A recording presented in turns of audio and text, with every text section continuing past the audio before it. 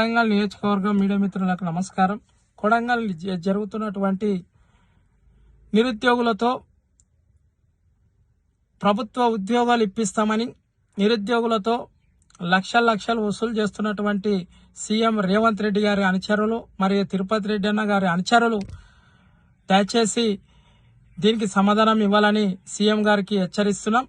CM గారు కొడంగల్ నియోజకవర్గంలో మీరు సీఎం అయిన తర్వాత ప్రభుత్వ ఉద్యోగాలు ఇస్తామని మీ యొక్క అనుచరులు కొడంగల్ నియోజకవర్గంలోని ఆ మండలాల్లో ఆ నిరుద్యోగులను మోసం చేసుకుంటూ లక్షలు వసూలు చేసుకుంటూ మీ పేరు చెప్పి ఉద్యోగాలు ఇప్పిస్తామంటున్నారు.